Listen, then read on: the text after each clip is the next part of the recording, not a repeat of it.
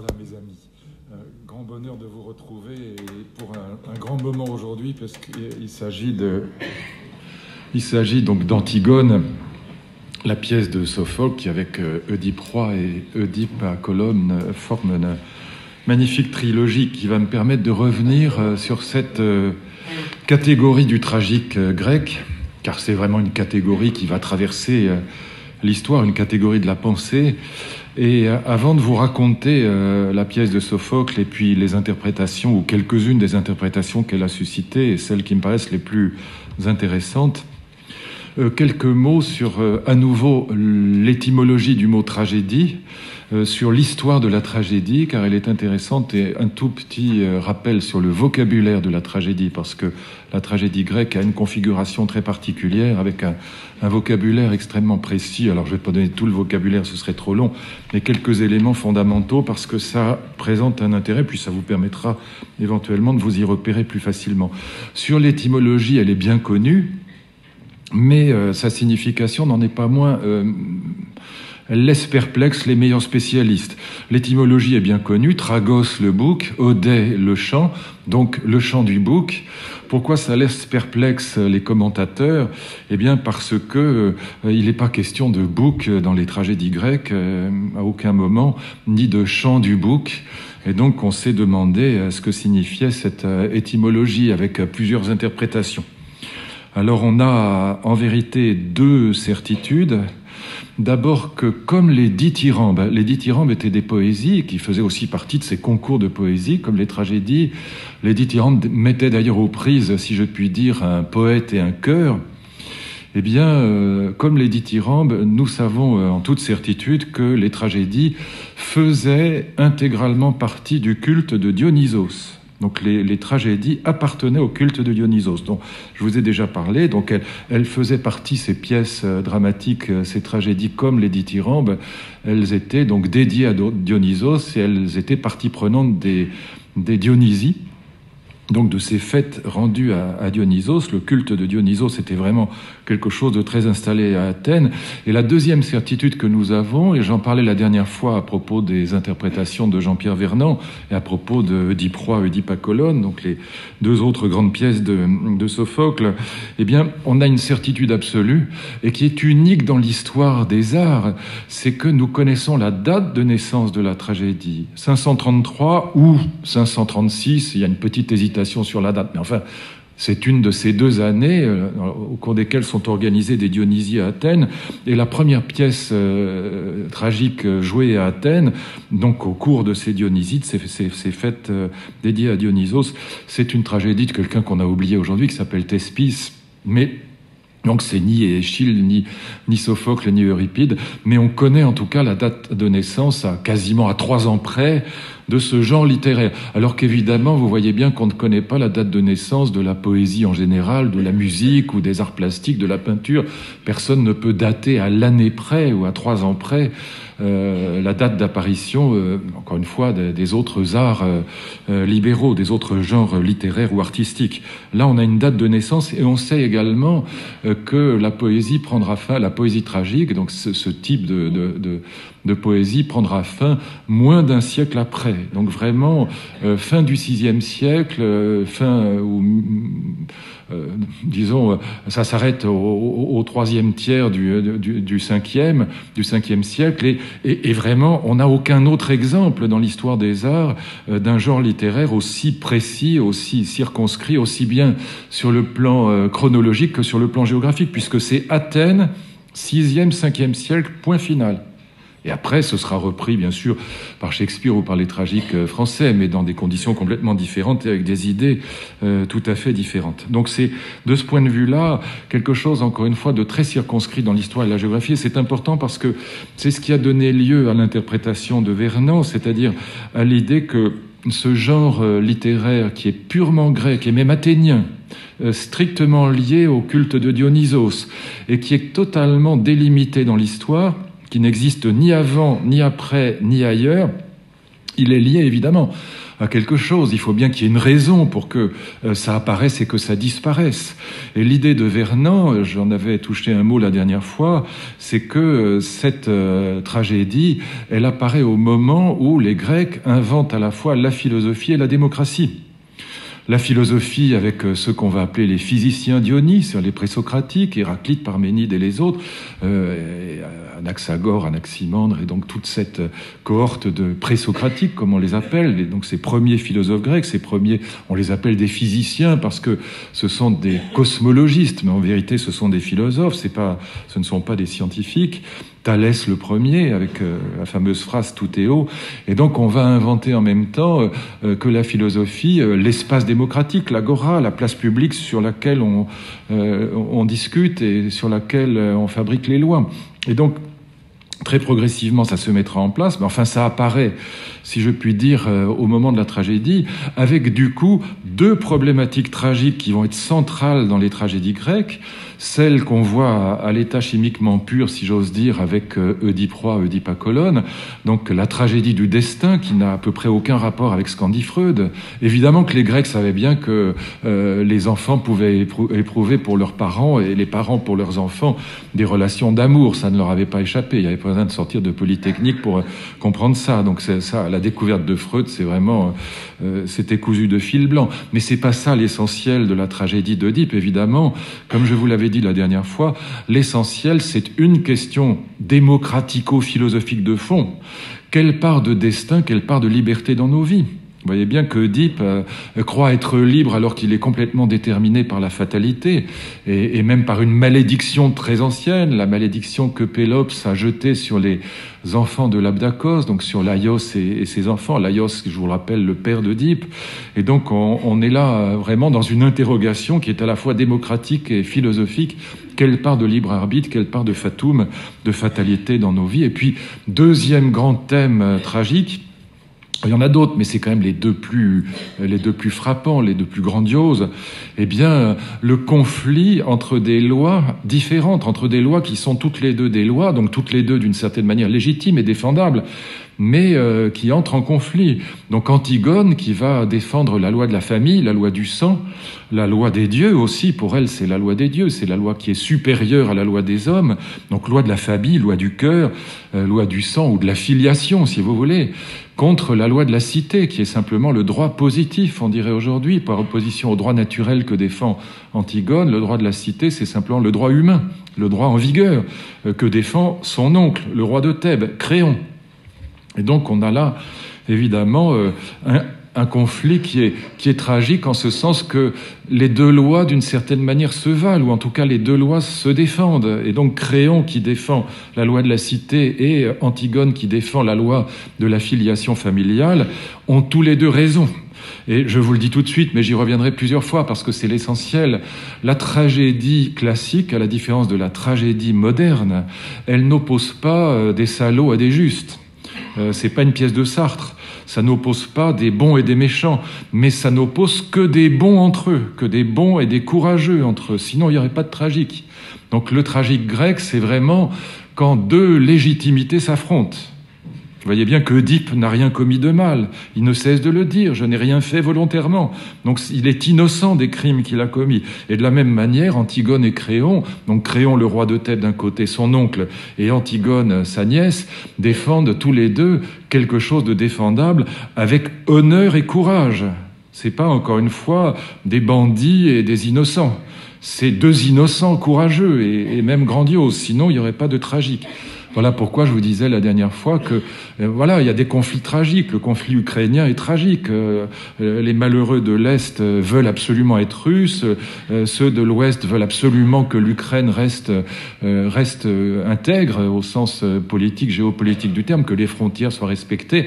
Au fond, ils ont tous les deux raison ou tous les deux des raisons défendables. De la même manière, si j'étais palestinien et que j'avais 12 ans dans la bande de Gaza, ah oui, je serais très certainement à jeter des pierres contre les chars israéliens, et réciproquement si j'étais un jeune Israélien. On a là des conflits qui opposent des légitimités qui sont toutes les deux défendables. C'est ça le tragique fondamentalement. Alors que dans les pièces contemporaines, souvent, on aura des méchants d'un côté, des bons de l'autre, on aura des pièces dans lesquelles des innocents sont frappés par le hasard, par la mort, par le destin. Mais là, ça n'est pas du tout ce dont il s'agit, encore une fois. Ce sont des légitimités égales qui s'affrontent, ou en tout cas défendables qui s'affrontent, sinon égales. Et du coup, ce ne sont pas des pièces morales. Le tragique se meut intégralement hors morale. Vous voyez, c'est ça l'essentiel. Hein. Il n'y aurait pas de tragique si on était avec des bons et des méchants, des justes et des injustes. On est hors moralité, même si ce sont des conflits de droit, évidemment, entre des lois différentes. Bon, qu'est-ce qu'on sait, deuxième chose, à part l'histoire et la géographie de la tragédie, donc très très localisée, et donc du coup ça justifie l'interprétation de Vernant, c'est lié à la naissance de ces problématiques, les lois de la cité, la part de liberté dans nos vies ou de destin. Et puis deuxième chose qu'on sait, c'est que Pisistrate, le seul tyran qui est connu à Athènes, eh bien Pisistrate était passionné, donc comme je vous l'ai dit, il était fervent du culte de Dionysos, mais il était passionné de poésie. C'est lui, Pisistrate, qui va donc au VIe siècle faire écrire, faire rédiger par écrit les œuvres d'Homère, l'Iliade et l'Odyssée. Et donc il est passionné par le tragique, et du coup l'étymologie est quand même assez claire. L'étymologie, le chant du bouc, alors plusieurs versions sont possibles, mais enfin finalement elles reviennent au même. Tout ça est lié quand même au culte de Dionysos. Moi, je pense que la meilleure interprétation, c'est évidemment une allusion au thiase de Dionysos, au cortège de Dionysos. Le cortège de Dionysos, il est peuplé, bien sûr, de bacchantes, mais il est peuplé de satyres. Il y a aussi Silène. Silène et les satyres, ce sont des êtres qui sont mi-homme, mi-bouc. Et donc le bouc est totalement présent dans les cortèges de Dionysos, dans le thiase, le fameux thiase de Dionysos. Ils sont présents. Et donc ce bouc, qu'est-ce qu'il représente ? Il représente l'un des aspects du culte de Dionysos, l'un des aspects de la personnalité de Dionysos, c'est-à-dire la nature vierge et sauvage. Et donc sexuel, le bouc, le satyre, le silène. Et donc cette nature sauvage que représente Dionysos, elle est incarnée dans des personnages qui sont des personnages qui tiennent du bouc. Voilà. Alors il y a une autre interprétation, mais je n'y crois guère, c'est l'allusion au sacrifice des chèvres et des boucs, sacrifice qui était évidemment lié à la cérémonie de ces concours de tragédie. Oui, on sacrifiait des animaux, comme dans toutes les cérémonies importantes en Grèce. Et donc on sacrifiait des boucs. Mais enfin, alors l'idée que le bouc poussait des hurlements, c'est ça le chant du bouc, bon, je n'y crois pas beaucoup, mais enfin cette interprétation est aussi avancée par certains.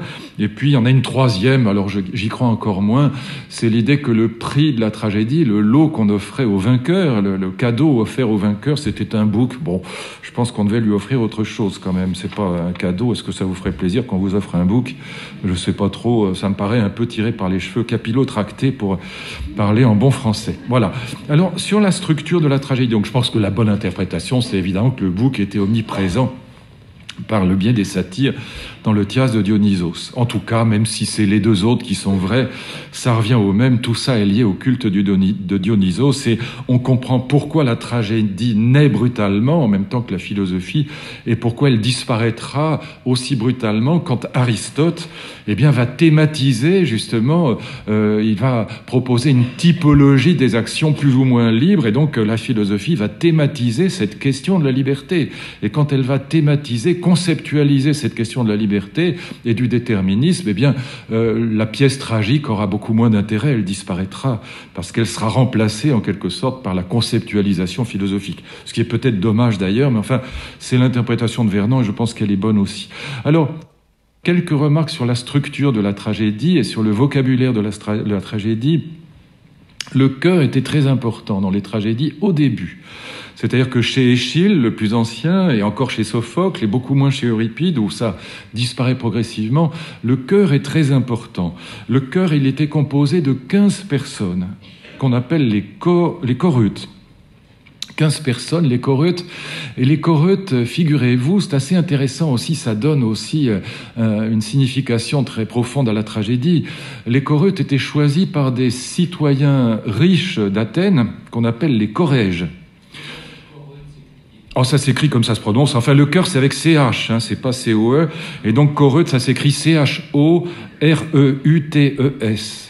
Hein, CHOREUTES. Donc, ils étaient 15, choisis et entretenus par les chorèges. Et donc, les chorèges, c'était ces citoyens riches de la ville d'Athènes qui choisissaient eux-mêmes les choreutes, donc qui étaient des chanteurs, hein, à la fois des comédiens et des chanteurs, et qui les entretenaient. Et pourquoi c'est intéressant? Eh bien, parce que ces tragédies, c'était des fêtes populaires, c'était des fêtes nationales. Enfin, nationales, c'est pas le mot, mais nationales au sens de la cité grecque. Et donc, tout le monde, y compris le peuple, allait à la tragédie, et ceux qui n'avaient pas les moyens recevaient une petite bourse pour pouvoir se payer en quelque sorte le luxe d'aller assister aux tragédies. Donc c'était une fête nationale, tout le peuple était là.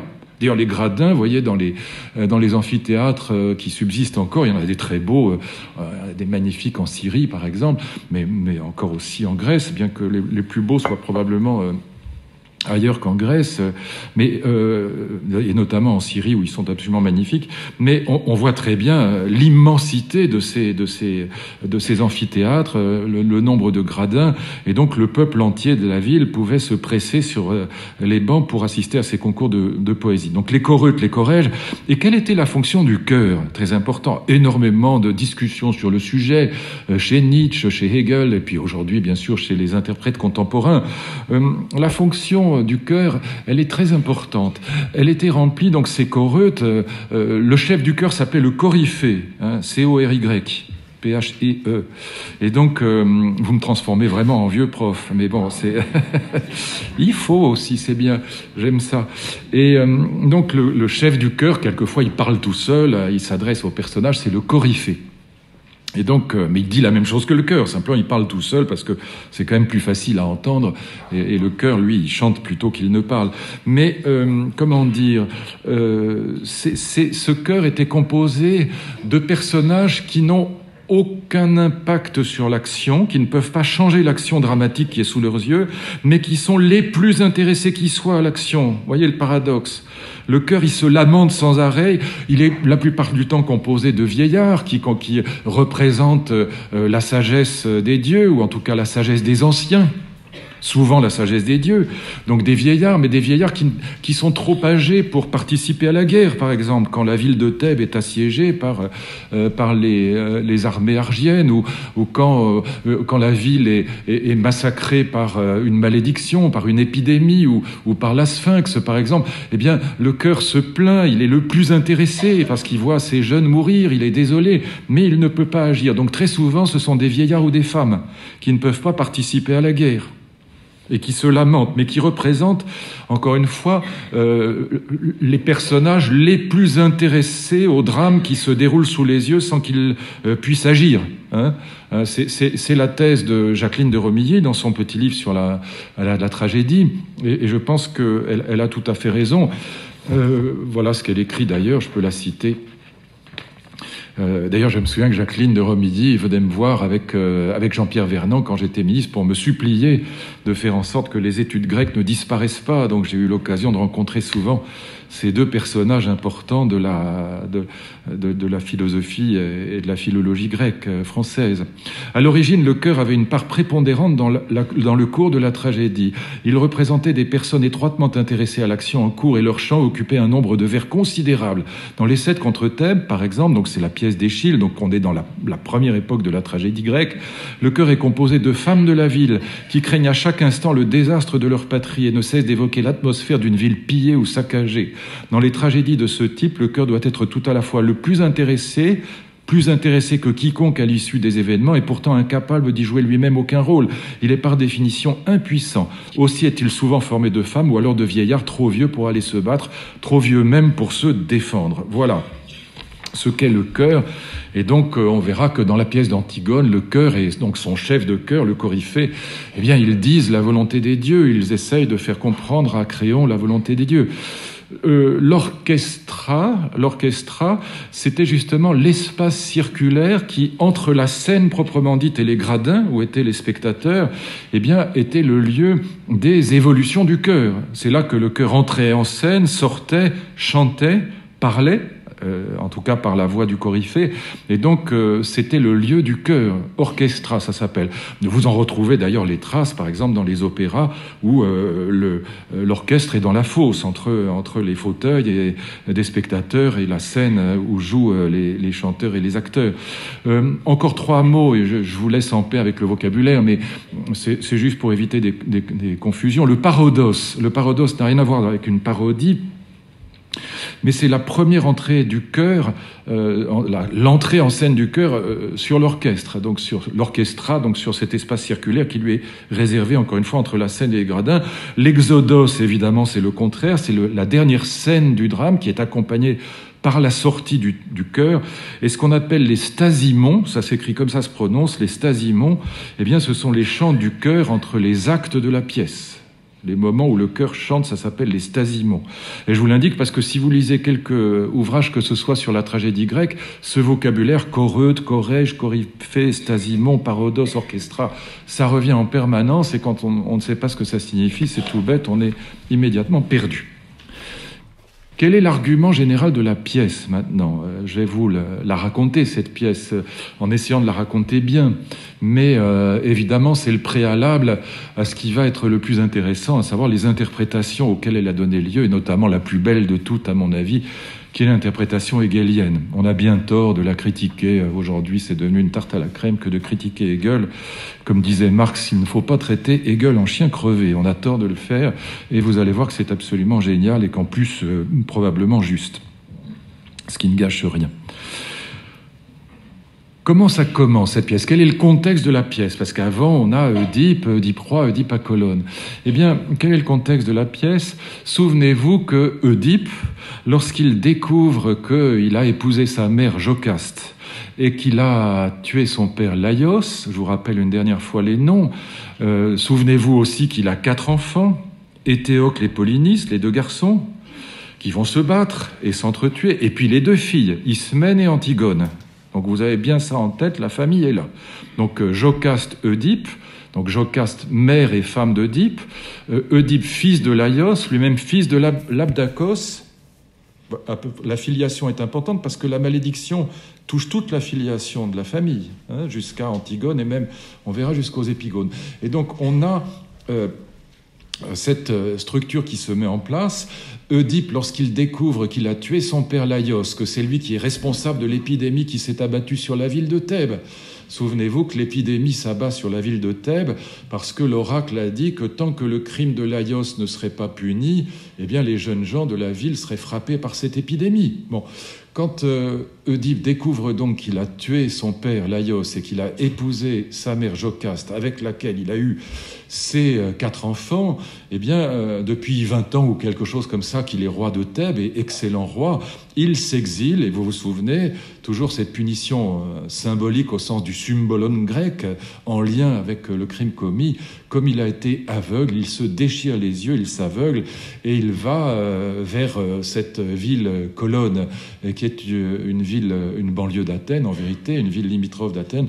Il va à la rencontre de sa mort, c'est-à-dire à la rencontre de ces divinités terrifiantes, les Euménides, les bienveillantes, les Érinies, peu importe le nom qu'on leur donne, les déesses de la vengeance contre les crimes, de la punition des crimes commis dans les familles. Eh bien, il va en effet à la rencontre de sa mort, à la rencontre des Érinies, qu'il va retrouver dans ce bois des Érinies qui est à Colonne, et il sera accompagné, comme on dit, dans sa dernière demeure, par Thésée, par le roi d'Athènes, et accompagné par sa fille Antigone, mais qui restera à l'orée du bois. Oedipe ne veut pas que sa fille le voie mourir, mais Antigone, qui est une fille adorable et qui s'occupe de son vieux père aveugle, eh bien, elle va l'accompagner jusqu'à Colonne, elle va l'accompagner jusqu'à sa mort pratiquement, mais c'est Thésée qui le conduira au dernier endroit. Et donc, voilà dans quel contexte on se situe. Pendant ce temps-là, comme on dit dans les bons feuilletons du XIXe siècle, Éthéocle et Polynice, donc les 2 fils de Jocaste et d'Oedipe, donc les 2 frères d'Antigone et d'Ismène, eh bien, Éthéocle et Polynice se disputent le trône d'Athènes. Et que se passe-t-il ? Ils se disputent tant et si bien qu'à un moment, ils décident d'occuper le trône en alternance, tout simplement. Ce sera le plus simple. Et donc, au bout d'une certaine période de temps où Étéocle a occupé le pouvoir, il doit le rendre à Polynice et réciproquement. Qu'est-ce qui se passe? Évidemment, Étéocle occupe le pouvoir, mais quand le terme de sa période d'occupation du pouvoir arrive, il refuse de rendre le trône à son frère. Et Polynice se révolte contre Étéocle. Il mobilise une armée, l'armée argienne, qui va attaquer les 7 portes de Thèbes. Voilà le sens du titre de la pièce d'Échille que j'évoquais la dernière fois, les 7 contre Thèbes. Eh bien, c'est cette armée argienne qui va combattre avec à sa tête Polynice contre son propre frère Étéocle pour essayer de reprendre le trône. Et donc, dans cette perspective-là, la malédiction de Pélops va s'accomplir.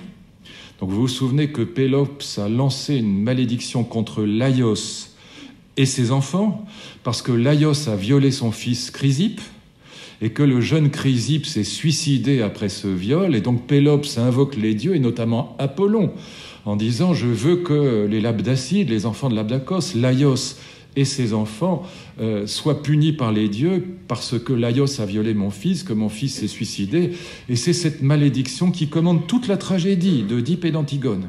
Et elle finit par s'accomplir. Elle finit par s'accomplir à la 7e porte de Thèbes, Apollon veillant à ce que Étéocle et Polynice s'entretuent. Ils s'embrochent tous les deux. Apollon fait en sorte, évidemment, que ça se passe comme ça. Et donc la malédiction de Pélops s'abat sur les 2 frères. Voyez pourquoi j'y insiste lourdement, c'est toujours cette problématique du destin qui dépasse les petits individus et qui croient être libres. En vérité, ils sont les victimes d'une malédiction ancienne, ils sont les victimes d'une malédiction qui pèse sur un crime commis par Laios. Ils n'y sont pour rien, d'une certaine manière. Et donc, ils se sont entretués l'un comme l'autre à la 7e porte. Reste Antigone, qui croit être libre. En vérité, ils sont...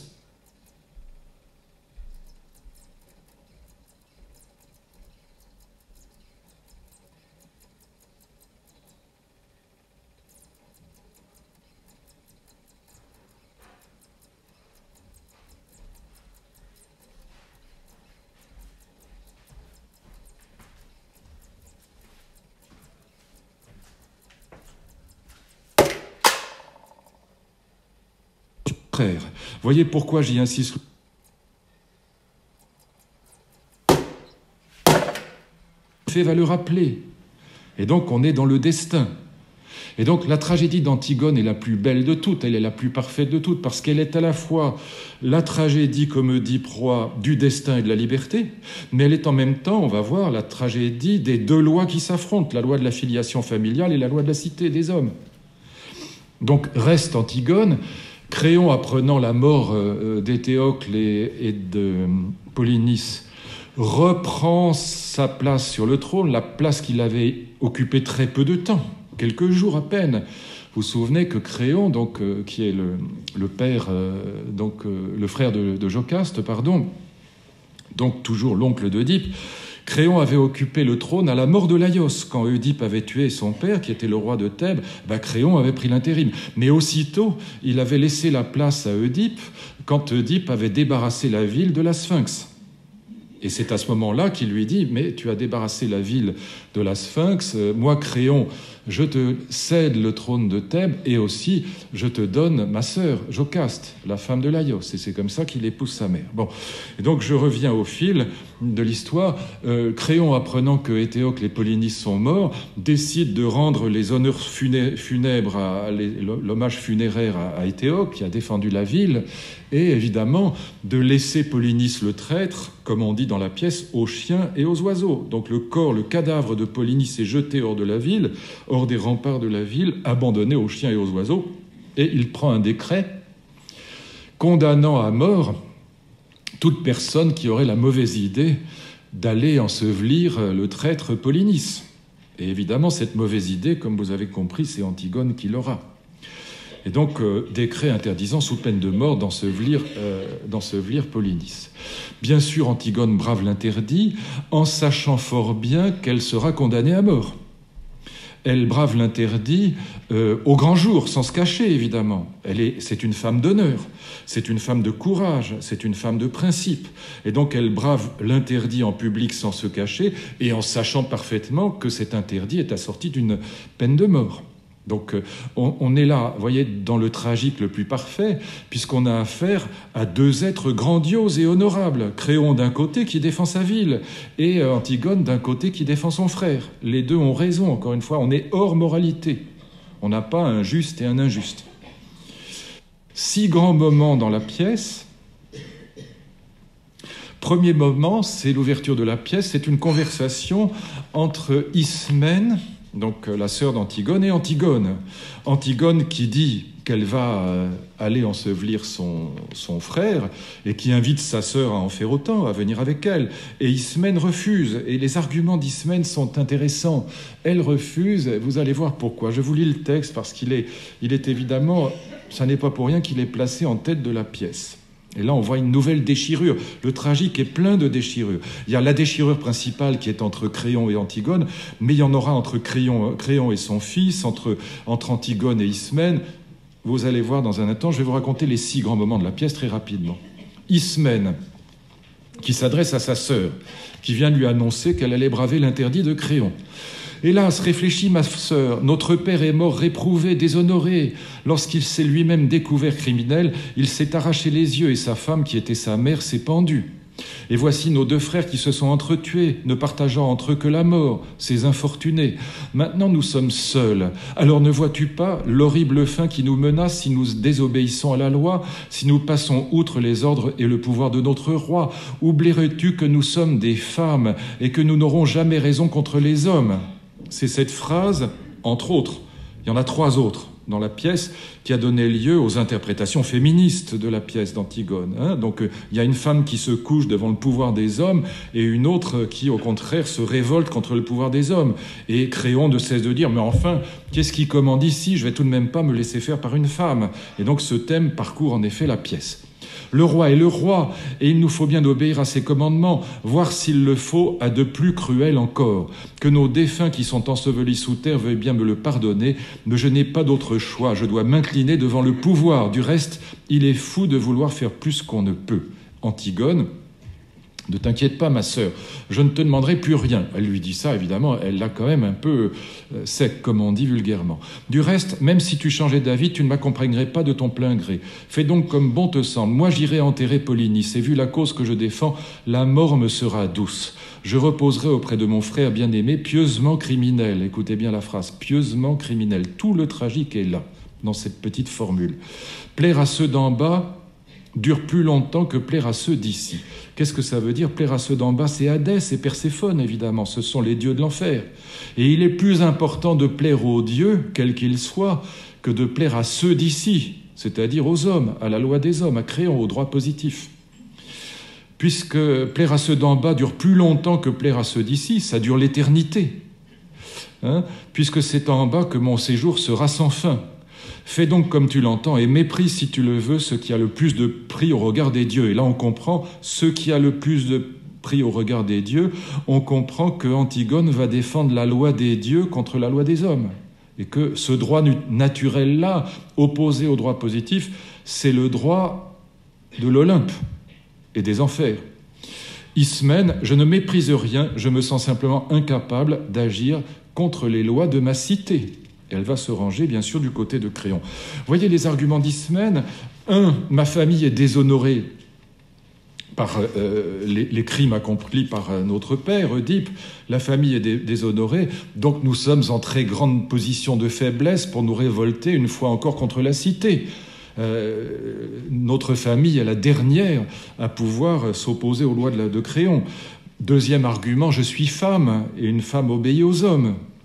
Et 3e argument, elle oppose au fond l'individu au collectif. Le collectif, le holisme, le holos, la totalité de la cité, la loi de la cité, est plus importante que la révolte de l'individu. Et là, on comprend que Antigone va incarner non seulement la femme, qui se révolte, non seulement la loi des dieux contre la loi de la cité, mais elle va aussi incarner la révolte de l'individu contre le collectif. C'est important. Femme, individu et divine. C'est ça. Pieusement criminelle. Vous voyez, la formule est absolument géniale. Pieusement criminelle, ça veut dire qu'elle est criminelle au regard de la loi de la cité, mais pieusement criminelle parce qu'elle n'est pas criminelle au nom des dieux, selon la loi des dieux, et qui est supérieure évidemment à ses yeux à la loi de la cité. Deuxième moment de la pièce, Créon se retrouve face au cœur donc des vieillards de la ville, qui incarne la sagesse des anciens, c'est-à-dire en vérité la sagesse des dieux. Et que fait Créon de manière assez arrogante, un peu prétentieuse, il est un peu pontifiant, voilà, c'est le mot qui convient, pontifiant. Ah, c'est le roi, il est pontifiant, il est plein de pouvoir, il est suffisant, un peu arrogant. Enfin d'ailleurs, il va être accusé de pécher par hubris à nouveau, c'est aussi une des figures de l'hubris. Car c'est une révolte contre les dieux. Opposer la loi des hommes à la loi des dieux n'est pas une bonne chose à faire. Vous verrez évidemment apparaître ce thème à la fin de la pièce. Mais que fait-il? Il expose au vieillard les principes de sa politique. Quels sont les principes de sa politique? Alors là, je ne vais pas le citer, ce serait inutile. 1. La franchise absolue. Autrement dit, il dit ce qu'il fait ce qu'il dit, ce qui, en effet, fait une belle différence avec la vie politique qu'on connaît. Deuxième point, patriotisme absolu. Pour lui, la loi de la patrie, la loi de la cité. Alors, patrie, c'est peut-être pas le bon mot, mais enfin, quoique, étymologiquement, il est plutôt bon.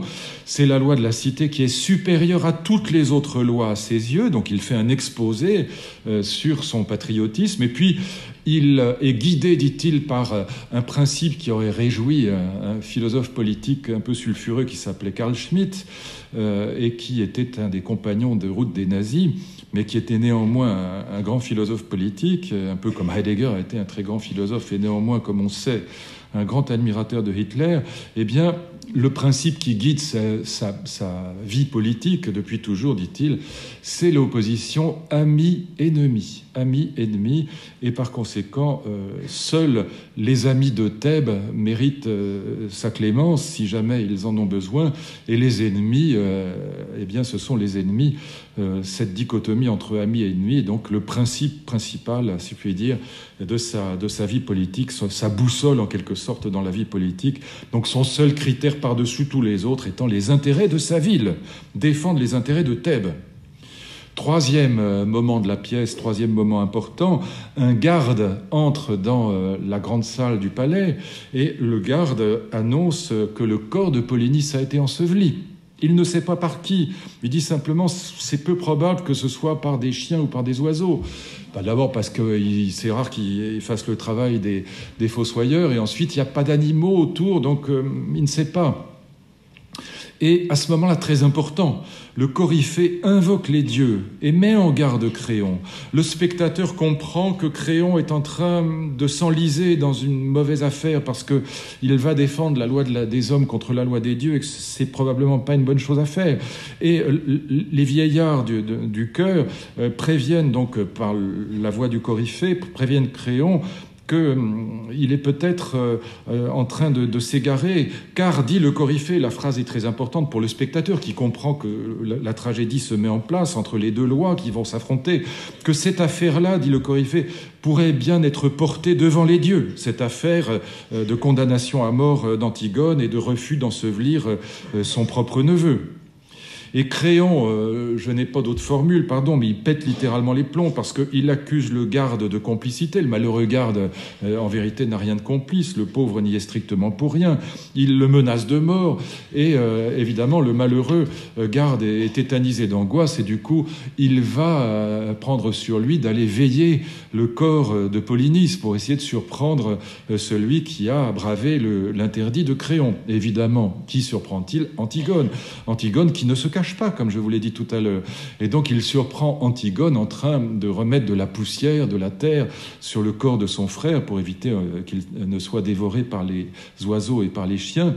Et bien sûr, le garde, tout heureux de sauver sa peau, ramène Antigone au palais. Et c'est là que l'affrontement éclate, l'affrontement majeur entre Créon et sa nièce, affrontement donc entre la loi des hommes et la loi des dieux. C'est ça le thème. C'est pas une pièce féministe, c'est pas une pièce non plus sur le genre, la théorie du genre comme on dit aujourd'hui. C'est vraiment une pièce qui met en scène le droit naturel, le conflit du droit naturel et du droit positif, du droit des dieux et du droit des hommes. Et d'ailleurs, je vous lis le passage de la pièce qui le dit de la manière la plus claire. Donc cette conversation entre Créon et Antigone. Créon: ainsi tu as osé passer outre ma loi? Antigone: oui, car ce n'est pas Zeus qui l'avait proclamée. Elle ne relève pas ta loi de la justice qui se tient auprès des dieux des enfers. Ce ne sont pas ces lois-là qu'ils ont édictées pour les humains, et je ne sache pas que tes objections soient assez fortes pour autoriser un simple mortel à braver d'autres lois, celles qui sont non écrites, inaltérables, et qui viennent des dieux. Vous voyez, c'est pas moi qui l'invente, c'est très clairement dit, hein.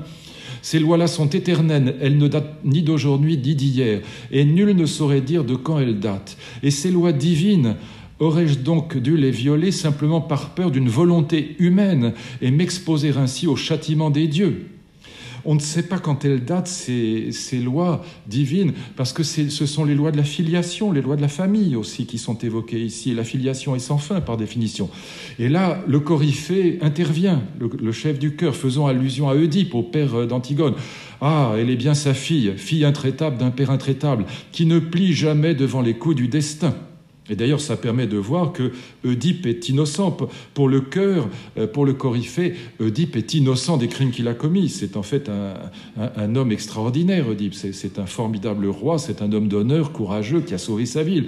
Et donc, on est bien dans le tragique, on est tout à fait hors morale. Créon: qu'elle soit née de ma sœur, hein, puisque c'est la fille de Jocaste, qu'elle soit née de ma sœur et qu'elle soit encore plus proche de moi que tous ceux qui peuvent ici se réclamer de Zeus dans notre maison, importe peu. Ni elle, ni sa sœur ne pourront échapper à une mort infamante. Ni elle ni sa sœur, la malheureuse Ismène aussi dans son délire, de même qu'il a accusé le garde de complicité, il a accusé la malheureuse Ismène de complicité, alors qu'on a vu tout à l'heure que Ismène, en fait, défendait tout à fait le point de vue de la cité, le point de vue de Créon et de la loi du droit positif. Bon, alors, vous voyez, c'est important ce passage parce que Créon présente bien lui-même, vous verrez pourquoi c'est important, il présente bien lui-même Antigone comme étant la plus proche entre les plus proches de sa famille. Elle est même plus proche que son fils. Vous voyez, très important, vous verrez pourquoi tout à l'heure. Alors, quatrième époque, quatrième moment du drame, l'apparition justement du fils. Aimon, il s'appelle. H-E-M-O-N. Avec un accent aigu. Et donc, quatrième temps, Aimon apparaît. Et là aussi, la scène est formidable parce qu'elle est typiquement tragique. Pas de moralité là-dedans. Opposition totale à son père, mais sans appel à la morale. On est toujours hors morale. C'est ça qui est génial dans la tragédie grecque, c'est que ça n'est pas une pièce morale. Eh bien, en quoi opposition totale à son père et en même temps pas d'opposition du tout? Et ça est le tragique. Oui, père, tu as raison, lui dit Aimon. Tu as raison de défendre la loi de la cité, je te comprends parfaitement. Mais, évidemment, néanmoins, écoute le peuple est du côté d'Antigone. Le peuple ne comprendrait pas que tu condamnes à mort cette femme extraordinaire. Le peuple ne comprendrait pas que tu interdises aussi qu'on ensevelisse ton propre neveu. Donc oui, je suis d'accord avec toi, père. Et vous voyez, cet accord avec son père est très important parce que, au fond, la déchirure qui passe entre eux, elle passe entre chacun des personnages de la tragédie. On comprend parfaitement Créon, mais on comprend aussi Antigone. Les deux ont raison. Là est le tragique. Et donc, immédiatement, le chœur rappelle, et c'est très important là aussi, vous voyez quand même, c'est extraordinairement bien fait, ces pièces grecques comme la mythologie grecque en général. Le chœur rappelle immédiatement la malédiction qui pèse sur les Labdacides, sur les fils de Labdacos, donc sur Laios, à cause, encore une fois, du meurtre, enfin du viol de Chrysippe, le fils de Pélops. Bon. Et donc, le chœur rappelle cette malédiction pour que le spectateur comprenne bien que, au fond, ces personnages sont en quelque sorte programmés par cette malédiction à défendre ce qu'ils défendent. Ils ne peuvent pas faire autrement. En quoi ils sont innocents moralement? Ce sont tous des gens bien. Et donc, c'est très important de rappeler la malédiction pour que le spectateur comprenne qu'au fond, ils sont le jouet du destin et que leur part de liberté est infinitésimale dans cette affaire. Antigone ne peut pas faire autrement que de défendre la loi des dieux et de la famille et de la filiation. Créon ne peut pas faire autrement en tant que roi que de défendre la loi des hommes et de la cité. Et toute leur tragédie, c'est le cas de le dire, vient de la malédiction qui pèse sur Laïos à cause du crime commis contre Chrysippe, le fils de Pélops, encore une fois. Et donc le spectateur comprend qu'Antigone est un personnage magnifique, que ce n'est pas une traîtresse à la patrie. 5e temps, et oui, et là le dénouement approche, Tirésias intervient. Tirésias, vous le connaissez déjà, c'est le devin aveugle, il est toujours présent. Et ce devin aveugle, on sait une chose dans la mythologie grecque, c'est qu'il dit toujours la vérité. Il ne se trompe jamais, il ne ment jamais. Et donc Tirésias, comme le Coryphée, comme Aimon, le fils bien-aimé de Créon, eh bien, ils tiennent le même discours. Il dit « Attention, père, attention, Créon, on comprend ta position. Oui, on comprend, tu es le roi de Thèbes, on comprend ce que tu dis, mais tu es en train de t'enferrer parce que la loi des dieux est supérieure à celle des hommes. » Et donc, à nouveau, Créon sombre dans la paranoïa la plus totale, et donc il accuse son fils, il accuse Tirésias, enfin, il accuse tout le monde comme Ismène, comme le garde, alors que, voilà, on essaye plutôt de lui faire prendre conscience du fait que s'opposer à la voix des dieux, c'est manquer de sagesse, c'est pécher par hubris. Voilà l'idée. Et à force, évidemment, Créon finit quand même par être ébranlé. Et il sait très bien, au fond de lui-même, que Tirésias ne peut rien dire d'autre que la vérité et qu'il faut écouter Tirésias. Alors, à ce moment de la pièce, il a déjà fait emmurer vivante la malheureuse Antigone. Elle est emmurée comme Danaé dans une caverne mortuaire. Donc, elle est condamnée à mort. Elle est enfermée dans cette caverne. Elle attend la mort. Et le malheureux Créon, finissant par se raviser, par comprendre que Tirésias, encore une fois, ne peut dire que la vérité, et qu'on l'a prévenu, le Coryphée l'a prévenu, que Aimon l'a prévenu, que ces gens ne lui sont pas hostiles. Donc il finit par écouter le message de sagesse. Il se précipite vers la grotte, vers la caverne dans laquelle Antigone a été enfermée. Il se précipite pour la délivrer. Mais c'est trop tard. Antigone s'est pendue. Elle s'est pendue avec ses propres vêtements, avec sa robe. Aimon est déjà là. Il était fiancé d'Antigone. Il était fou amoureux d'elle. Il est déjà là. Il découvre la catastrophe absolue, la mort de sa fiancée, la mort de sa bien-aimée. Il tire son épée. Il la tire. Il menace son père, Créon. Mais évidemment, c'est un fils aimant, obéissant. Il se ravise et il plonge son épée dans son cœur. Et il meurt sous les yeux de son père, horrifié. Bon, ça se termine quand même toujours très mal. Et alors, et oui, c'est là que la tragédie a quand même un peu de pathétique, même si c'est pas l'essentiel. Et donc, un messager, un garde, se précipite pour retourner au palais, et il prévient qui? Eurydice. Eurydice, c'est la mère d'Aimon, c'est la femme, c'est la reine, c'est la femme de Créon. Et donc Eurydice, apprenant la mort de... Alors ça n'est pas l'Eurydice d'Orphée, c'est une autre Eurydice. Hein, apprenant la mort de son fils Aimon, et d'ailleurs de son fils aimé aussi, elle se suicide à son tour. Ce qui fait que quand Créon rentre chez lui au palais, Antigone est morte, Aimon est mort, Eurydice est mort, et il n'a évidemment plus qu'un seul souhait, c'est lui-même de mourir le plus vite possible. Et que dit le Coryphée? Coryphée, toujours incarnation de la sagesse des vieillards, c'est-à-dire évidemment de la sagesse des dieux, c'est tout un. Eh bien, le Coryphée a cette phrase qui est la dernière phrase de la pièce et qui dit magnifiquement les choses. La sagesse est de loin la condition première du bonheur. Il ne faut jamais commettre d'actes impies envers les dieux. Ceux qui pêchent par hubris voient leur discours grandiloquent châtiés par les coups du destin, et malheureusement, ce n'est qu'avec les ans qu'ils apprennent la sagesse. Voilà. Et donc, on comprend évidemment que malgré tout, même si Créon avait raison, ou en tout cas des raisons de défendre la loi de la cité, et c'est vrai que Polynice était traître à la cité, eh bien, Antigone avait encore plus raison que lui de défendre la loi des dieux, la loi de la famille, de la filiation, qui n'est pas seulement la loi du cœur, parce qu'on a beaucoup dit la loi du cœur, parce que Antigone est une femme et qu'elle aime son frère, mais c'est encore une fois bien davantage que la loi du cœur. On n'est pas dans la psychologie, on est toujours dans la cosmologie avec les Grecs. Voyez, c'est ni de la morale ni de la psychologie, c'est pas de la psychanalyse. Et donc toutes ces interprétations psychanalytico-psychologiques ou sociologiques sont complètement à côté de la plaque. On est comme toujours dans de la cosmologie, c'est-à-dire finalement dans de la philosophie. Alors pour vous présenter ces réflexions sur Antigone, j'ai relu, parce que j'avais déjà lu ça il y a bien longtemps, nombre d'interprétations contemporaines. Alors la plus célèbre peut-être parmi les contemporaines, c'est l'interprétation de Judith Butler. Je prononce en français, mais peu importe. Judith Butler, vous savez qui c'est? C'est donc, je l'évoquais tout à l'heure, mais je vous le redis, c'est vraiment la papesse, la fondatrice de ce qu'on a appelé aux États-Unis les gender studies, les études de genre, ce qu'on appelle en France bêtement la théorie du genre. La théorie du genre n'existait pas, mais il y a des milliers d'articles consacrés aux États-Unis à ces études de genre. Quel est le thème de ces études?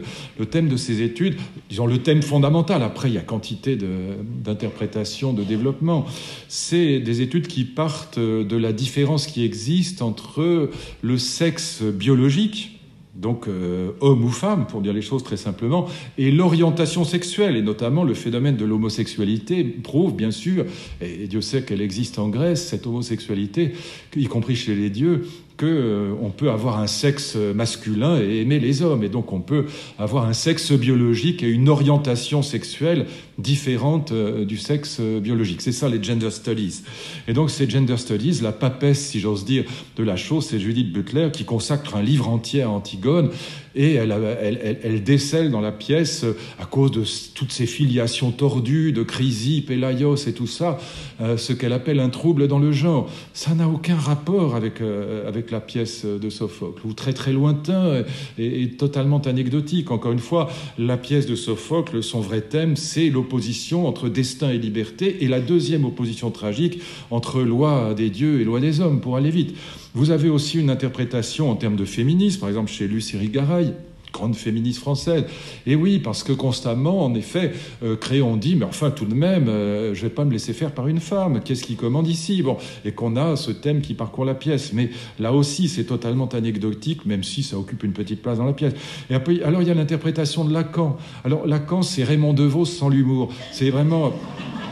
Alors, ça n'a mais strictement aucun lien, même très très très lointain. Bon, et c'est juste, enfin, c'est du Lacan, quoi. Donc, bon, si ça vous amuse, allez lire ça. Alors, bon, c'est complètement débile, quoi. Enfin, c'est poétique, enfin, c'est surréaliste, c'est Lacan. Alors, il y a aussi les Antigones de Steiner. Mais alors, voyez, moi, je peux lire Hegel, je peux lire toute la mythologie grecque. J'ai traduit Kant, Fichte, Schelling, mais alors Steiner, je peux pas. Donc, je vous y renvoie. Si vous trouvez votre bonheur dedans, c'est sûrement un homme extrêmement estimable, mais franchement, j'y arrive pas, c'est tout. Ça me tombe des mains au bout de 10 pages. J'ai beau recommencer. Je gagne une page de plus, mais comme la mer, ça finit quand même par... Alors en revanche, Hegel, génial, génialissime. Pas la phénoménologie de l'esprit, oubliez la phénoménologie de l'esprit, c'est pas l'essentiel. Non, les leçons sur l'histoire de l'esthétique sont absolument géniales. Et comme malheureusement les deux traductions françaises existantes sont d'une telle nullité que n'essayez même pas. Vous ne pourrez rien comprendre, rien. C'est bourré de contresens. Je ne sais pas comment ils font. Et donc, les textes que je vais vous lire, j'ai été obligé de les retraduire et de les rendre explicites, et vous verrez qu'ils sont magnifiques. Pour les comprendre, il faut partir de ce que Hegel appelle la structure de la dialectique, et qui est exposée d'ailleurs de manière tout à fait remarquable dans ses cours, contrairement à ses livres écrits. Les cours, les leçons de Hegel étaient très claires. Il était très bon pédagogue finalement. Et donc autant la phénoménologie de l'esprit est un texte, ou la logique est un texte extraordinairement difficile à lire, autant ses leçons sont très lisibles, et notamment les leçons sur l'esthétique. Mais encore, malheureusement, les deux traductions françaises sont vraiment, je vous le dis, c'est sincère, hein, c'est pas pour faire l'intéressant, elles sont réellement inutilisables. N'essayez même pas, c'est pas la peine, c'est bourré de fautes.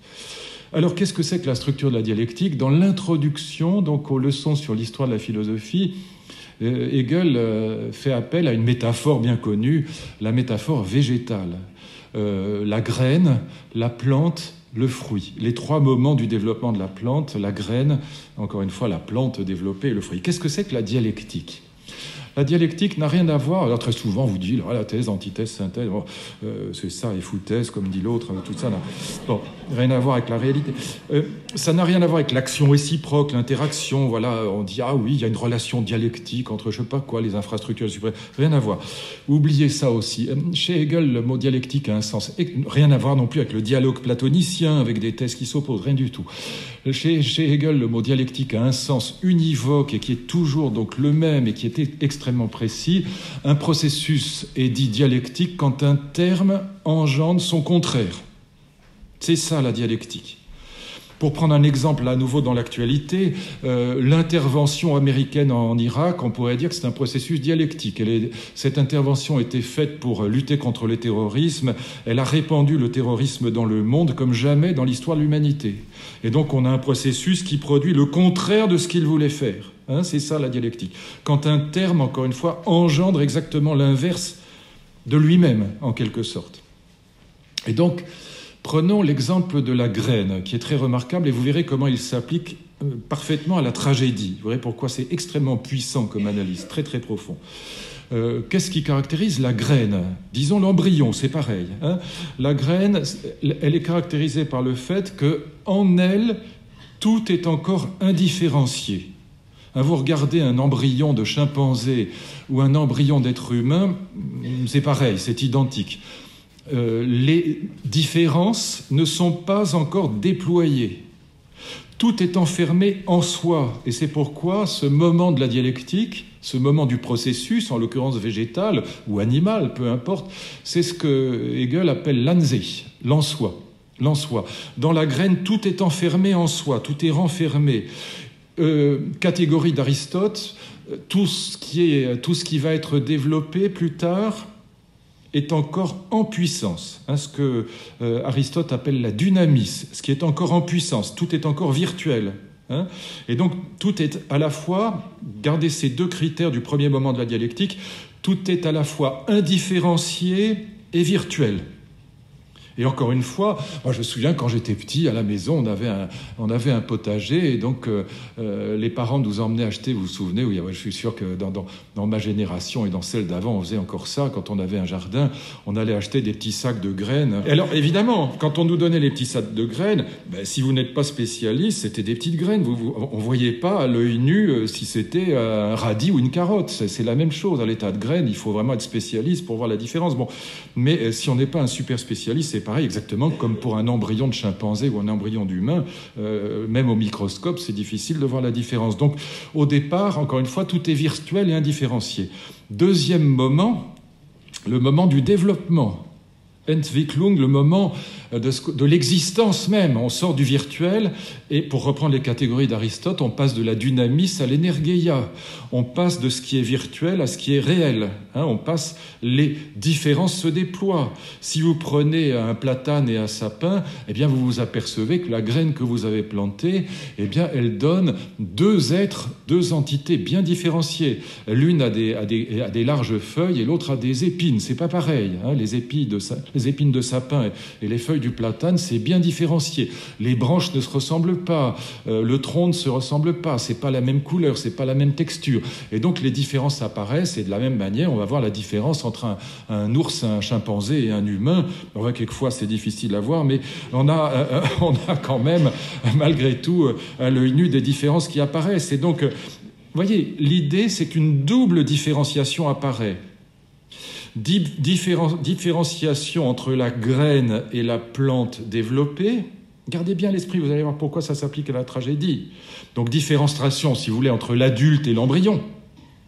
Tout s'est différencié. Toutes les particularités sont apparues. On est passé, encore une fois, de la dynamis à l'énergeia. On est passé de la virtualité à l'existence. En allemand, l'existence, ça s'appelle Dasein. On a traduit par « être là ». Mais être là, pour distinguer d'existence, qui est aussi un mot allemand qui existe et qui, en effet, chez Hegel, désigne autre chose. Mais être là, en allemand, La gardienne de mon immeuble peut dire être là, elle peut dire Dasein, c'est un mot courant. En français, être là, vous n'allez pas dire l'être là de la carotte. Si vous parlez à votre voisin qui est paysan, il aura du mal à vous suivre. Et il aura raison. Et donc, être là, bon, c'est du jargon philosophique en français. En allemand, c'est un mot de tous les jours. Ça veut dire simplement la plante qui s'est développée, qui est passée, encore une fois, du virtuel à l'existant, au réel. Bon. Et donc, double différence, je disais. Différence entre la plante adulte et la plante in nucleo, comme on dit si bien, virtuelle encore, entre la graine et la plante développée. Donc on voit les particularités de la plante. Et puis, différence entre les espèces différentes, entre le sapin, le platane, l'ours, le chimpanzé et l'être humain, etc. Et donc différence à l'intérieur même du processus, mais différence aussi entre les êtres différents qui apparaissent. Vous voyez comment ça peut s'appliquer à la tragédie, mais je termine quand même le processus. Le processus, c'est le fruit, le troisième moment de la dialectique, le fruit qui contient, comme la pomme contient des pépins ou l'orange, eh bien, qui contient à nouveau des graines qui vont produire d'autres plantes et qui seront donc à l'origine d'un nouveau processus dialectique. Eh bien, si vous appliquez ce schéma à la mythologie grecque, l'Olympe, c'est l'en-soi. L'Olympe, c'est la paix des dieux, une fois que Zeus a gagné la guerre, une fois que Zeus a partagé le monde, mais qu'il n'a pas encore créé les êtres humains. On est dans la paix, vous vous souvenez? C'est d'ailleurs précisément parce que cette paix est ennuyeuse, ce calme olympien, comme on dit si bien, est ennuyeux, que Zeus décide de demander à Prométhée de créer les mortels, avec son frère Épiméthée. Vous vous souvenez de cette histoire? Eh bien, c'est exactement cette création des mortels. C'est comme un astéroïde qui viendrait impacter, comme on dit aujourd'hui, l'atmosphère terrestre et qui se diffracte, qui explose en une multiplicité de différences. Voilà le processus dialectique. L'identité paisible de l'Olympe, elle va produire son contraire, la différence guerrière et tragique des humains. Cette pluralité de points de vue, qui, indépendamment même de toute question criminelle et morale, le simple fait de la pluralité des points de vue qui est lié intrinsèquement à la création des hommes, va engendrer la tragédie, va engendrer des conflits inévitables, indépendamment, encore une fois, du problème de la morale, du problème qu'il y aura parmi ces humains des salauds et des justes. Mais indépendamment même de ça, même si nous étions tous des saints, cette diffraction, en quelque sorte, cette explosion de la différence, des particularités, de la différence inévitable des points de vue. Encore une fois, si j'avais 12 ans et que j'étais palestinien, je détesterais les Israéliens. Et réciproquement, la simple différence des points de vue, indépendamment après de la question de savoir qui a raison, qui a tort, c'est même plus le sujet aujourd'hui. Ils ont tous les deux raison. Les Palestiniens ont raison de demander un État, Israël a raison de demander la sécurité. Et de la même manière, la simple différence des points de vue qu'on occupe fait qu'on aura des conflits entre nous, indépendamment même de la question morale. J'y insiste à nouveau, pardon d'être lourd, mais même si nous étions tous des justes, il y aurait quand même des conflits entre nous. Et donc, la sortie de l'Olympe c'est l'en-soi, c'est la graine, et la sortie de l'Olympe, la pluralité de ces humains, et fait que, inévitablement, on va entrer dans des conflits du type Créon-Antigone, parce que l'un sera roi et l'autre sera la sœur de son frère. Et du coup, ils n'auront pas le même point de vue. Ils ne pourront pas avoir le même point de vue. Vous voyez, c'est ça qui est génial dans l'interprétation hegelienne. Et ce que Hegel va ajouter, c'est justement quelque chose de très profond. Et c'est pourquoi j'insistais tout à l'heure sur les passages que je vous ai lus, sur le fait que Créon dit lui-même que la plus proche entre ses proches, c'est Antigone. Qu'est-ce qui va rajouter encore une couche, si je puis dire, au tragique? Première couche, on a affaire à des gens bien, femmes et hommes d'honneur. On a affaire, deuxième couche, à des lois qui sont toutes les deux défendables. Et oui, le roi ne peut pas défendre autre chose que la loi de la cité, d'où l'exposé de Créon au début. Mais en plus, on a affaire à des proches entre les proches. On n'a pas affaire à des gens qui se détestent. C'est-à-dire, pour ça que je prends toujours l'exemple d'Israël. Rien n'est plus proche des Juifs que les Arabes. Et ils se connaissent parfaitement. Et la plupart du temps, ils parlent la même langue. Et donc, de la même manière, rien n'est plus proche de Créon qu'Antigone. Et voyez pourquoi, et là Hegel est vraiment génial, je vais vous lire le texte après, mais ce qu'il montre de manière géniale, c'est que Antigone, en tant que fille de roi, puisqu'elle était la fille du roi de Thèbes, elle aussi, elle était la fille d'Œdipe, qui a été roi de Thèbes pendant très longtemps, et en tant que nièce du roi de Thèbes, Créon, car Créon est son oncle, elle ne peut pas ne pas connaître les charges qui pèsent et les responsabilités qui pèsent sur lui. Elle ne peut pas être vraiment en désaccord avec lui, en vérité. Elle sait très bien que Créon est là pour punir les traîtres, et que son frère a quand même levé une armée contre sa propre ville. Et de la même manière, Créon le dit, il ne peut pas ignorer le point de vue d'Antigone, puisque Antigone est sa nièce, puisque Polynice est son neveu, et que c'est sa famille, et que la loi de la famille, il ne peut pas y être indifférent. Donc chacun a en lui le point de vue de l'autre. Chacun est déchiré en lui-même, voyez ? Et donc c'est ça qui est vraiment grandiose dans le tragique grec, et que Hegel a évidemment... Alors je ne vais pas vous lire ce texte-là, parce qu'il est... les textes de... Voilà, et les textes de Hegel sont toujours...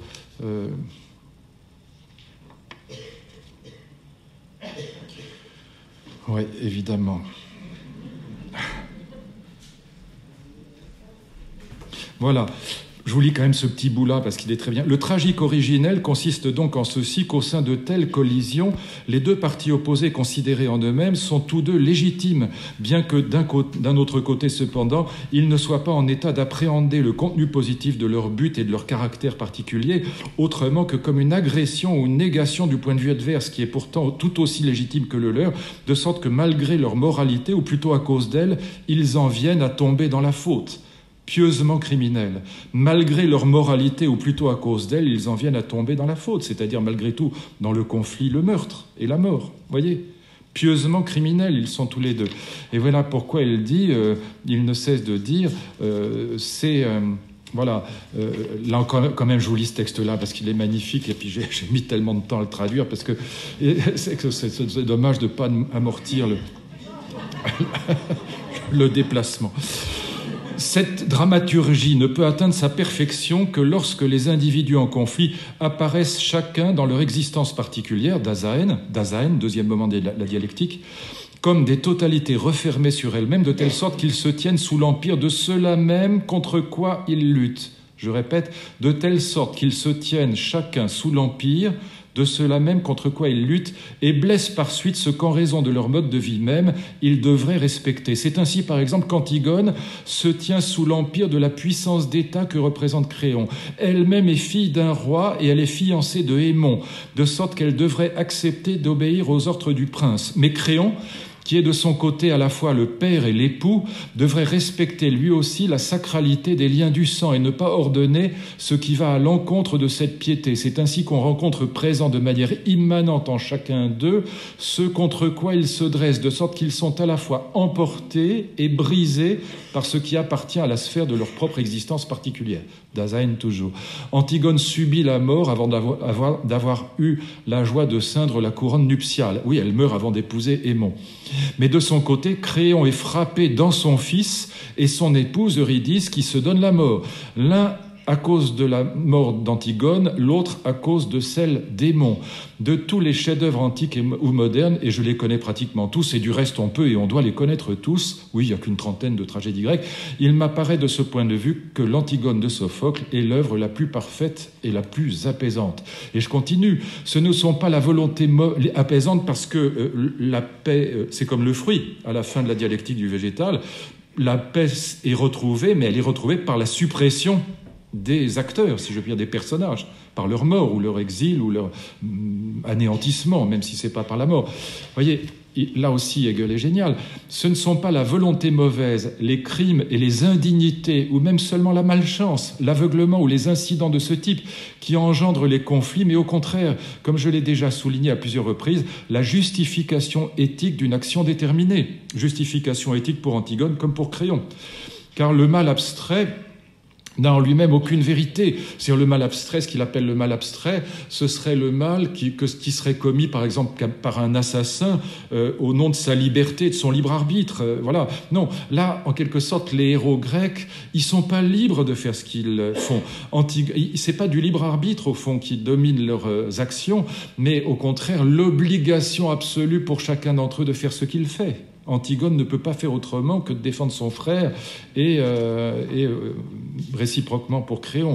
Bon, je vous lis pas le reste, mais c'est évidemment de la même eau, et il insiste en permanence sur le fait qu'on n'a pas affaire, donc comme dans les pièces modernes, à des tragédies de l'innocent et de l'assassin, ou à des tragédies de la malchance, par exemple. Parce que, vous voyez, même chez Oedipe, l'aveuglement ne relève pas de la malchance, il relève de la malédiction, ce qui n'est pas la même chose. Donc d'une malédiction, d'un destin en quelque sorte. Et donc, dans la tragédie, il n'y aura que 4 solutions possibles, 4 issues possibles. Soit le crime est pardonné par les dieux, c'est le cas pour Oreste par exemple. Je ne vais pas raconter la pièce de l'Orestie, mais Oreste, bien qu'il ait tué sa propre mère, il est pardonné par les dieux parce qu'elle avait assassiné son père. Donc, deuxième point possible, il peut arriver que les personnages changent d'avis. Mais alors c'est très mauvais. Imaginez Antigone changeant d'avis ou Créon changeant d'avis. C'est très mauvais parce que du coup, la pièce perd son caractère tragique et les personnages apparaissent comme faibles de caractère. S'ils sont faibles de caractère, le tragique disparaît. Il faut qu'Antigone soit complètement unilatérale et que, comme dit Hegel, et que Créon soit complètement unilatéral. C'est pas le libre arbitre, encore une fois. Ils n'hésitent pas entre des options. Non, ils sont des caractères entiers ou unilatéraux. Et c'est ça qui fait le tragique. Donc, dans une pièce où un personnage change d'avis, la faiblesse de caractère prend la place du tragique. Il peut arriver que les personnages comprennent ce qui leur arrive. C'est le cas d'Oedipe, quand il comprend qu'il a épousé sa mère et tué son père. Il sort de son aveuglement, mais dans ce cas-là, il s'aveugle lui-même, encore une fois, symbolon, punition en rapport avec le crime commis. Et puis, le véritable tragique, c'est celui d'Antigone. C'est pourquoi Hegel a raison, c'est la perfection. C'est le moment où l'unité se rétablit par la suppression des personnages, par la mort ou l'anéantissement ou l'exil. Et du coup, Hegel, là aussi, est très, très, très profond. Il y aura 2 pitiés, 2 peurs et 2 crimes différents. Vous savez, la phrase d'Aristote, elle est célèbre. La tragédie suscite l'effroi et la pitié. L'effroi et la pitié. Mais dit Hegel, il y a 2 types d'effroi, il y a 2 types de pitié, comme il y a 2 types de crimes. Il y a les crimes modernes, alors on met un assassin atroce qui a violé un enfant et massacré ses parents. Alors on a pitié, on éprouve de la pitié pour l'enfant et pour les parents. Mais ça, c'est ce que Hegel appelle aimablement la pitié des bonnes femmes. Et donc, c'est pas ça le tragique. La vraie pitié, c'est le sentiment de sympathie, de sympathos, que nous est de Mitleid, de souffrir avec, qu'on éprouve pour Créon comme pour Antigone, c'est-à-dire pour des personnages entiers et grandioses, pas encore une fois immoraux, sinon et manquant de courage ou faibles, sinon ça n'aurait aucun intérêt. Et bien de la même manière, donc il y a 2 crimes, il y a 2 pitiés, il y a 2 types d'effroi. L'effroi que ressent le spectateur qui voit que ces personnages vont inévitablement vers leur anéantissement, vers leur suppression, vers leur mort. Et donc une deuxième couche d'interprétation serait possible. Je vais la laisser tomber là parce que je vous en ai suffisamment dit, mais évidemment elle serait importante et vous la trouverez dans le livret qui sera publié. C'est l'interprétation qu'on peut faire du coup, mais qui ne contredit pas du tout celle de Hegel, l'interprétation qu'on peut faire de la tragédie en termes de droit, donc en termes d'opposition des droits, et pour saisir ce qu'est le droit antique et qui n'est pas le droit moderne, eh bien je renverrai, mais je ne vais pas le développer maintenant, ce serait trop long, aux travaux d'un grand historien du droit que j'ai bien connu, avec lequel j'ai souvent croisé le fer avec lui, parce que nous n'étions pas d'accord, mais sur l'interprétation du droit ancien, évidemment, j'ai toujours salué son magnifique travail, l'interprétation du droit ancien. Michel Villet, un des plus grands philosophes du droit, historien du droit, qui a enseigné très longtemps à la Sorbonne, à Assas, et qui a très bien compris que tout le droit romain, qui est issu de l'éthique à Nicomaque d'Aristote, qui est la matrice en quelque sorte, mais aussi des tragédies grecques, tout le droit romain dont la formule était suum, cuique tribuere, attribuer ou rendre à chacun le sien, rendre à chacun son droit, partager équitablement les biens extérieurs entre des personnes qui sont en conflit, eh bien que tout ce droit romain était héritier de la cosmologie grecque. Le droit dont il est question dans la tragédie, c'est exactement cela. Il faut rendre à chacun sa part. Rendre à chacun sa part. Le droit consiste pour le juge à faire en sorte qu'à la fin du procès, nul n'est plus que sa part, nul n'est moins que sa part. Et ça suppose une vision de l'ordre cosmique où chacun est à sa place, remis à sa place quand il en sort par le juge, et où chacun ne doit recevoir en quelque sorte que sa part, ni plus ni moins. Et cette matrice, c'est évidemment le jugement de Zeus, le moment où Zeus partage le monde et qu'il attribue à chacun des dieux la part qui lui revient. À Poséidon, les océans, à Gaïa, la terre, à Tartare, les sous-sols, à son frère Hadès, les sous-sols aussi, les enfers, etc. Et donc, ce partage du monde par Zeus, Urteil en allemand, ce partage originaire du monde, ce partage cosmologique, ce jugement de Zeus, c'est le modèle de tout le droit romain. Le droit romain, il consistera à attribuer à chacun sa part, sum quique tribuere, remettre à chacun à sa place quand il en est sorti. Et c'est pourquoi je terminerai mon livret, mais je ne peux pas le faire là par oral, mais par écrit, ça figurera dans le livret, par l'évocation, plus que l'évocation. J'analyserai même très en détail certains procès d'animaux au Moyen-Âge, ces procès des bêtes, qui ont été très nombreux, procès des cochons, procès de sangsues, procès de dauphins dans le port de Marseille, un procès de Charançon dont on a les actes en entier, qui ont été publiés dans les années 1840 par un très grand juriste, Léon Menabrea. Et donc, j'ai tous ces textes, évidemment, je les ai lus, relus, analysés. Et ce qui est fascinant dans ces procès d'animaux, qui aujourd'hui, évidemment, nous paraissent complètement ridicules, ça nous fait rire. Bon, il y a eu des procès aussi à des ustensiles qui ont servi à des crimes. Donc, pas simplement des animaux, mais des choses, des couteaux, par exemple. Il y a eu des procès de cadavres aussi. Bon. Et donc, d'être inanimé. Donc, j'ai toute une collection de livres très anciens, les curiosités, les antiquités du Moyen-Âge. Donc, notamment sur ces procès d'animaux qui sont évidemment extrêmement amusant parce qu'il y avait des plaidoiries très, très développées. Par exemple, le garde champêtre devait citer les animaux à comparaître. Et j'ai des plaidoiries d'avocats, un avocat qui défend les rats dans le diocèse d'Autun et qui dit « Mais mes clients ne peuvent pas se rendre à la comparution. Vous avez beau ouvrir les portes de l'officialité, du tribunal épiscopal, mais mes clients ne peuvent pas se rendre. Attendu la petitesse de leurs pattes, mais aussi le fait que les chats les attendent derrière... mais c'est pas une blague ce que je vous dis. Et évidemment, il y a aussi des argumentations très fortes disant « Mais attendez, les animaux sont des créatures de Dieu.